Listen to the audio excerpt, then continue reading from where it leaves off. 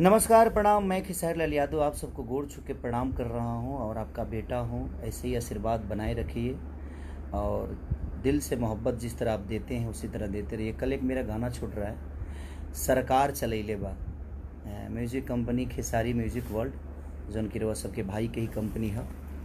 और बड़ा मज़ा आई सबके, जितना भी लोग बा एक बार वो जरूर सुनब ओकरा के। बड़ा माने अजीब एगो अद्भुत जंगर वो लोग ने पबजी के प्यार देनी। हमरा लागत है जी एक महीना में 80 से 85 मिलियन रुआ लोग ओकरा के सुन लेहनी, देख लेहनी। ओहू से ऊपर ही गाना बावे और पवन पांडे जी के लिखल गाना है। म्यूजिक शंकर जी दिल बनी और मार्केटिंग बिक्की हमार भाई, जौन की बहुत प्यार मिलेला भाई से। तब रो लोग ने एक बार जरूर सुनब, मने अगर ना हिल गई तो वह कहब कि हाँ राउर भाई रौरा बीच में कैसन गाना एगो भेजले बा। और ओमे एगो बहुत बड़ा मैसेज भी बा आज के जो माहौल चलता ओकरा खातिर।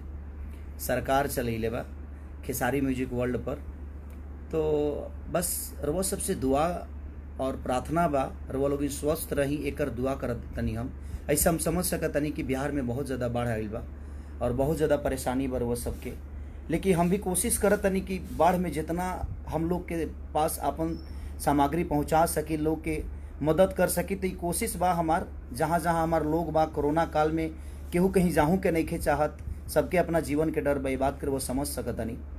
लेकिन फिर भी हम कोशिश करत तनी कि जे अपन जौना शहर में जे अपन लोग बा, ऐसे तो पूरा बिहार यूपी झारखंड जे हमरा के प्यार करेला सभे हमारा अपन बा, बट जे क्लोज बा हमरा से, जे हमरा बात के मानेला कि हाँ भाई जी यही काम करे के बा, तो तुरंत चल जाला। तो हम यह कहब कि रवो लोगिन आज बाढ़ पीड़ित के जितना भी लोग बा, जी जितना सक्षम बा जरूर मदद करे भैया लोगिन। ऐसे जे बड़ा आनंद मिलेला लोगों के दुआ में रह के।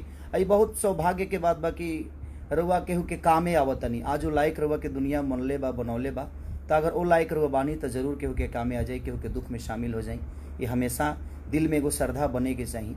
महान इंसान के विचारधारा होला, अगर विचारधारा बा तो रउआ के दुनिया भगवान के स्वरूप पूजे लगी। आज रोलन के बेटा बन के हम रोलन के दिल पर राज करी ले, ओकर रीजन का बा।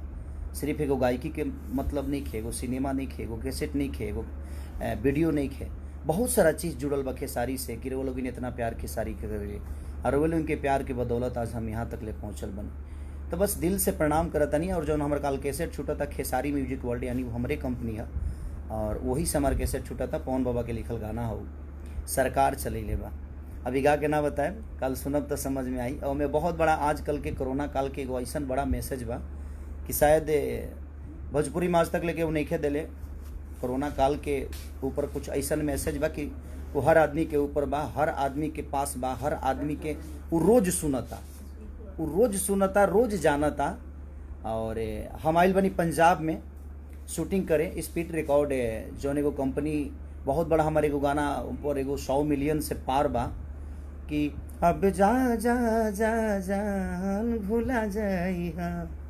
और ओकरा बावजूद हम एगो और 6 गाना और शूटिंग करत तनी जिगिया, रोज एगो गाना करत तनी। आज हम 4 दिन से ही जिगिया बानी पंजाब में और बड़ा मज़ा होता। और स्पीड रिकॉर्ड के मालिक सोनू जी हमारे साथी बानी और बड़ा प्यार मिलता है। लागते नहीं कि हमनी के एक बाप के बेटा नहीं जा, एक माँ के औलाद नहीं जा।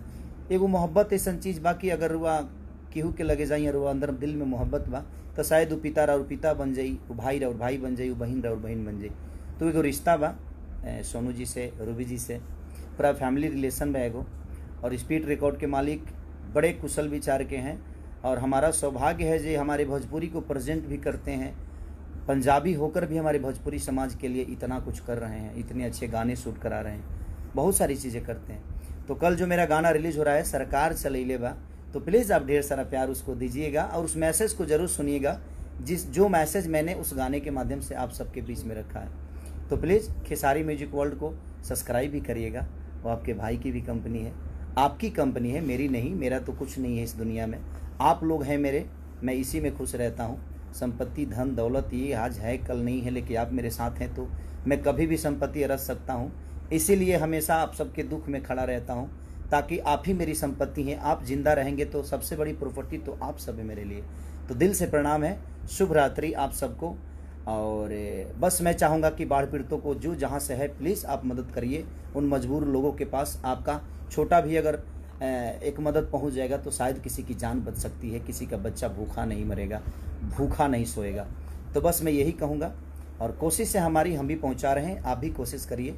और कल ज़रूर गाना सुनिएगा, सरकार चलई लेवा खेसारी म्यूजिक वर्ल्ड से। ढेर सारा प्यार दीजिएगा अपने खेसारी और अपने पवन बाबा को, दिल से प्रणाम।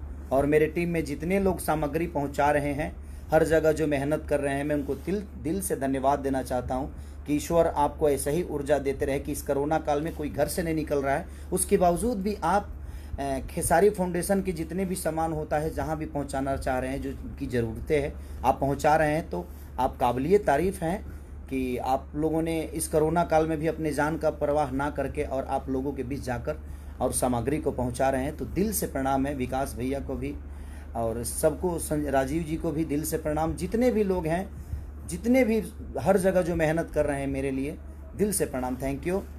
सरकार चले लेवा खेसारी म्यूजिक वर्ल्ड पर ढेर सारा प्यार दिला भी।